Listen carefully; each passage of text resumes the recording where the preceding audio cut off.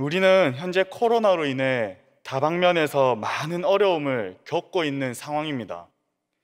어려움 속에서 여러 문제들이 있지만 그 중에서 한 가지만 살펴보면 극단적인 선택하는 사람들이 많다는 것입니다. 이를 다시 말하면 자살률이 높아지고 있다는 것입니다. 며칠 전에 이런 기사가 있었습니다. 기사의 제목이 "엄마, 몇 층에서 떨어져야 죽어" 였습니다. 기사의 내용은 이렇습니다. 한 청소년이 극단적 선택을 하기 직전 엄마에게 전화를 걸어 한 말이다. 이 청소년은 사망 사흘 전 엄마에게 전화했지만 아무 말도 하지 않고 끊었다. 사망 당일 다시 전화를 걸어서는 숨소리만 들려줬다. 극단적 선택을 하게 된 청소년의 유족에 대해 심리 부검을 실시한 결과 파악된 내용이다.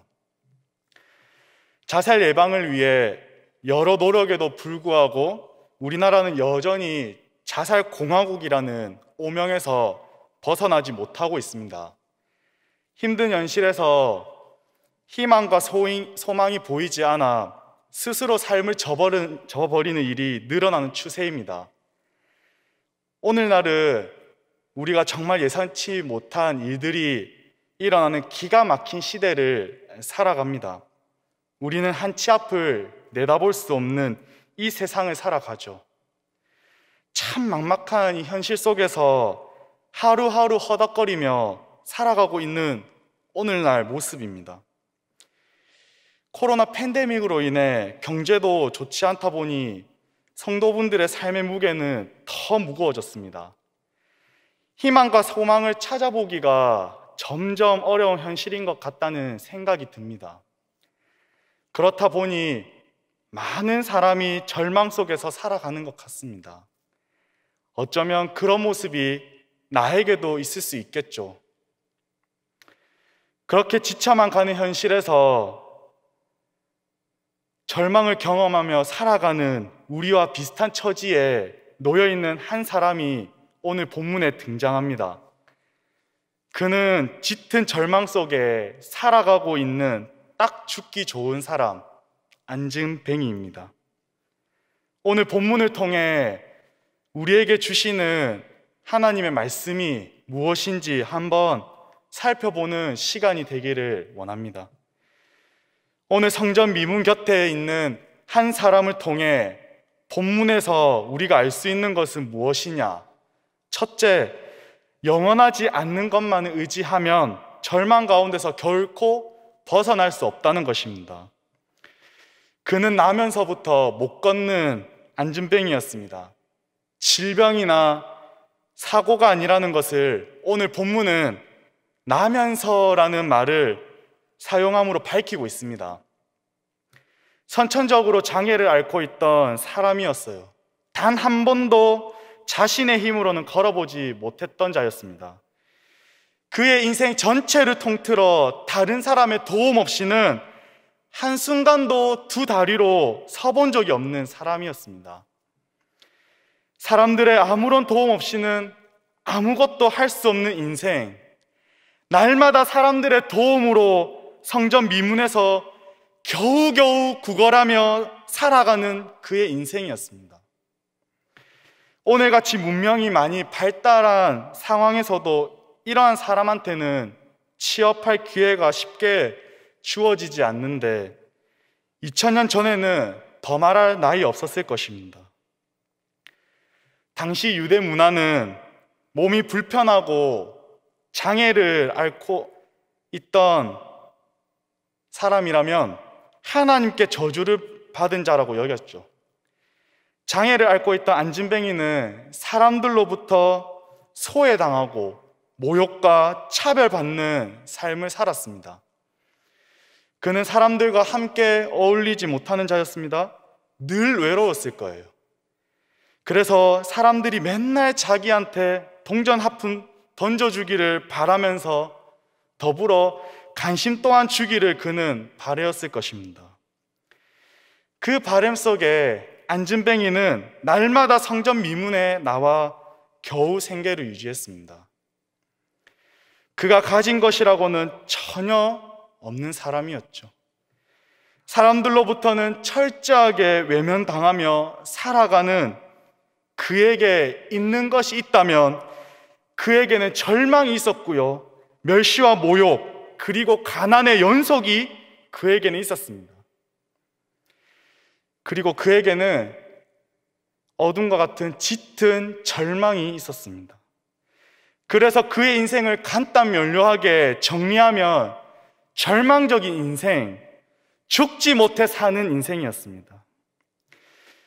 그렇게 미문에서 구걸하던 중에 마침 베드로와 요한이 성전에 들어가려고 하는 것을 보고 안진뱅이는 그들을 향해 구걸하기 시작합니다.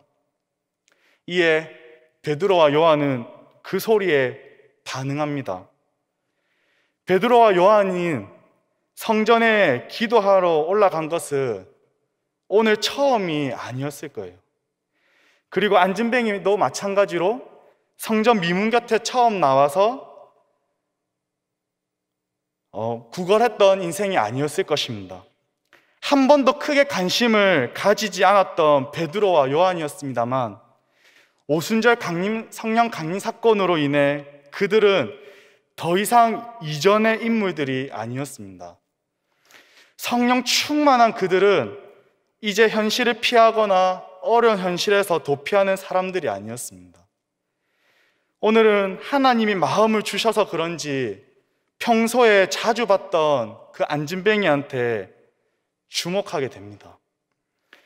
안진뱅이에게 두 사도는 관심을 가지고 걸어갔고 본문 4절을 보시면 베드로와 요한이 이렇게 말합니다. 4절에 우리를 보라. 안진뱅이한테 가서 자신들을 보라고 말합니다. 평소에는 없었던 관심에 안진뱅이는 자신의 처지 때문에 두려운 마음도 있었을 것이고 또 한편으로는 자신에게 관심을 주는 것에 기대와 설렘도 그에게는 있었을 것입니다. 그렇게 복잡 미묘한 마음으로 안진뱅이는 5절에 그들에게서 무엇을 얻을까 하여 베드로와 요한을 바라보게 됩니다. 여기서 얻을까 이라는 말은 자신에게 취하다, 붙잡다, 어떤 물건이나 사람을 붙들거나 잡다라는 의미가 있습니다. 아마도 그가 기대했던 큰 도움은 다른 날과 다르게 많은 구제금을 받는 것이라 생각했을 것입니다. 그는 당장 눈에 보이는 물질들만 찾아 취하려고 했습니다.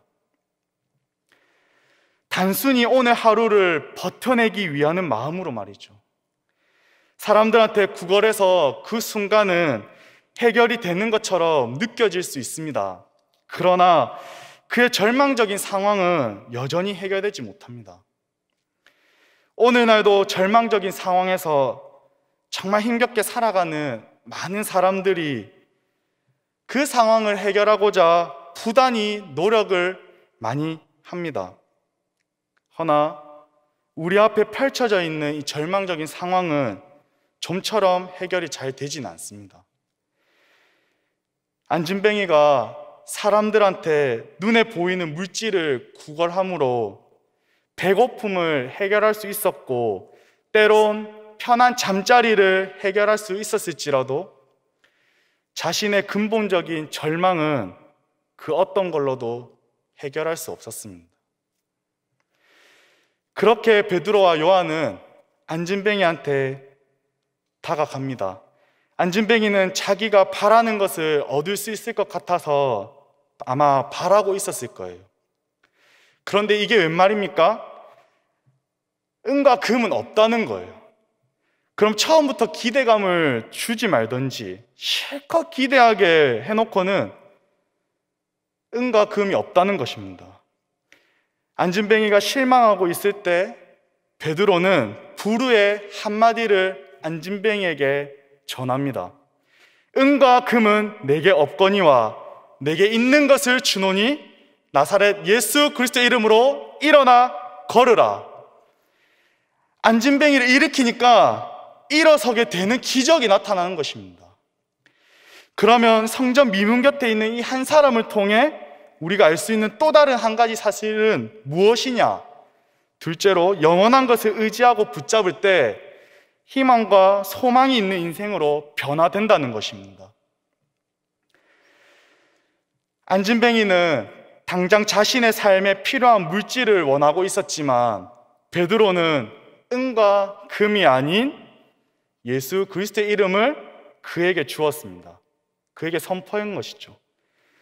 믿음의 동역자 여러분, 정말 은과 금이 없어서 안진뱅이한테 주지 않았던 것일까요? 저는 그렇지 않았을 거라 생각합니다. 사도행전 2장 44절부터 45절을 보면은 믿는 사람이 모든 물건을 서로 통용하고 또 재산과 소유를 팔아 각 사람의 필요를 따라 나눠주며 라고 말하고 있습니다. 사도들은 돈이 없어서 안진뱅이한테 돈을 주지 않았던 것이 아닙니다. 사람들한테 구걸하며 힘겹게 살아가는 그를 보고 물질보다 더 중요한 것이 무엇인지, 그에게 정말 필요한 것이 무엇인지 알았기 때문에 그렇게 한 거예요. 베드로가 모든 유대인들이 기도하러 올라가는 그곳에서 그렇게 선포함으로써 하나님께서 다시 살리신 예수 그리스도가 자기들 가운데 계시다는 것과 예수님을 이 세상에 보내셔서 하나님이 실패한 인간을 어떻게 고치시려고 하는지 보여주고 싶었던 것이죠. 절망적인 상황 속에서 살아가는 우리 모두에게 진정한 희망과 소망은 그 누구도 아닌, 그 어떤 것도 아닌 예수 그리스도 밖에 없다는 것을 보여주고 싶었던 거예요. 그래서 성전에 올라가는 모든 사람들이 보는 앞에서 모든 사람들이 목격자가 되도록 그곳에서 이렇게 선포한 것입니다. 우리는 오늘날 살아가면서 삶이 너무 버겁고 힘겨울 때, 정말 절망 속에 있을 때 그것을 잊어버리려고 많은 노력과 안간힘을 씁니다. 하지만 그렇게 하는 것은 죄송하지만 잠깐일 뿐 영원하진 않습니다. 희망과 소망을 가지기 위해서 인간들은 여러 방법들을 동원하지만 그것은 영원하지 않습니다.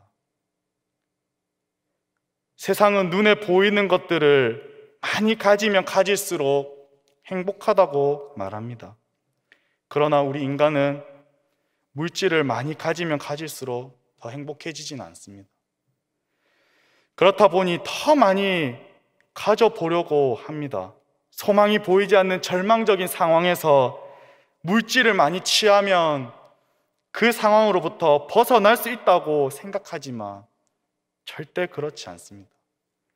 그래서 베드로후서 1장 4절에 세상에서 썩어질 것을 피하여 라고 말씀하고 있습니다. 여기서 말하는 것은 세상의 것이 우리에게 아무 필요 없다가 아니라 육체의 욕심으로 인해 탐내는 것을 피하라고 하신 것입니다. 그러므로 살아가는 이 세상의 것들은 다 썩어질 것이기 때문에 우리가 육체의 욕심으로 막 많이 가지려고 하지 말라는 것이죠. 거기에는 아무런 소망이 없기 때문입니다. 이를 꼭 기억하는 우리 모두가 되기를 간절히 바랍니다. 오늘 본문은 하나님께서 놀라운 기적으로 이 문제들을 한 번에 날려버릴 수 있는 방안을 보여주셨습니다. 나면서부터 안진뱅이였던 이 사람에게 얼마나 많은 문제가 있었습니까? 소외와 가난, 멸시와 모욕, 잃어버린 자존감 등 많은 것들이 그에게는 있었습니다. 안진뱅이는 오늘 예수 그리스도를 만나 고침받는 기적을 경험했습니다. 더 나아가 그를 둘러싸고 있는 근본적인 문제들로부터 박차고 나올 수 있었습니다. 은과 금, 눈에 보이는 물질보다 더 중요한 것이 무엇인지, 우리가 이 땅을 살아가면서 가장 먼저 구하고 붙잡아야 될 것이 무엇인지를 보여준 것이죠. 예수 그리스도의 이름을 믿고 붙잡은 안진뱅이는 이제 더 이상 주저앉아 사는 인생이 아니었습니다. 그는 그 자리에 일어서 걷고 뛰며 성전으로 들어가면서 하나님을 찬송하는 예배자가 되었습니다. 그에게 묶여있던 절망의 사슬에서 풀려지고 해결되는 역사가 일어난 것이에요.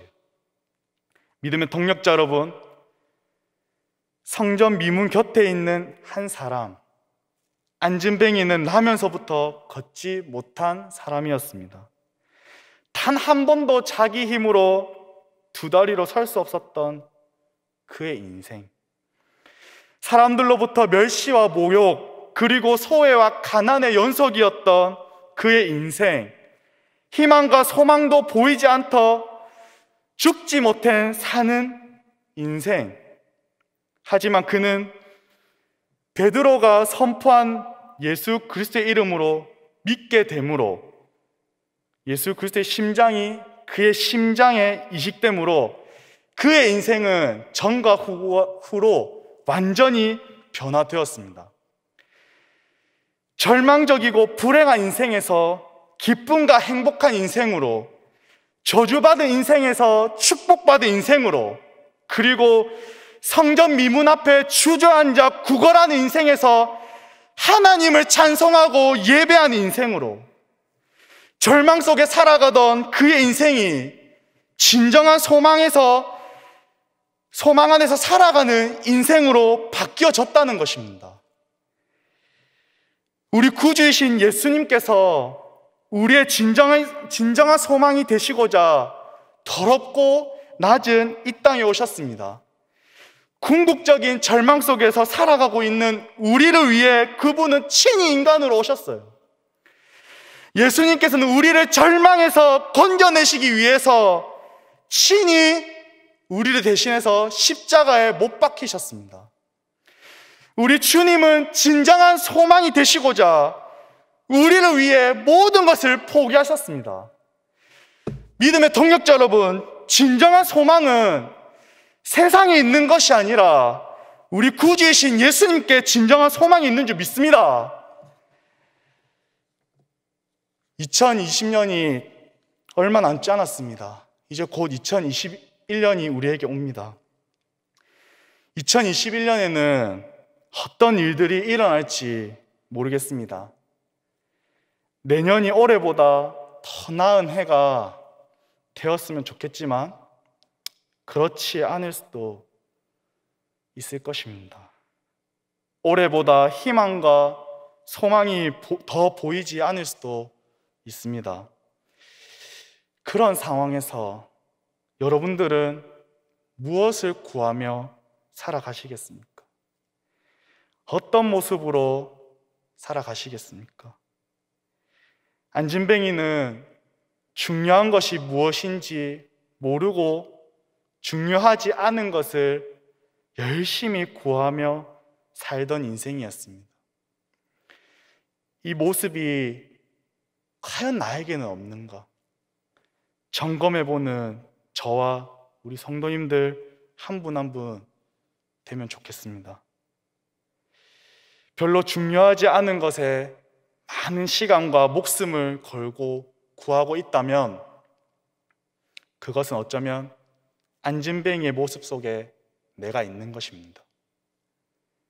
영원하지 않는 잠시 잠깐에 구하는 것이 아니라 예수 그리스도의 이름을 구하고 그분을 붙잡음으로 말미암아 살아가는 우리 모두가 되기를 예수님의 이름으로 축복합니다. 그러므로 이 어려운 시대 속에서도 희망과 소망을 잃어버리지 않는 삶을 매일매일 살아가는 저와 우리 성도님들 한 분 한 분 되시기를 간절히 소망하며 축복합니다. 아멘.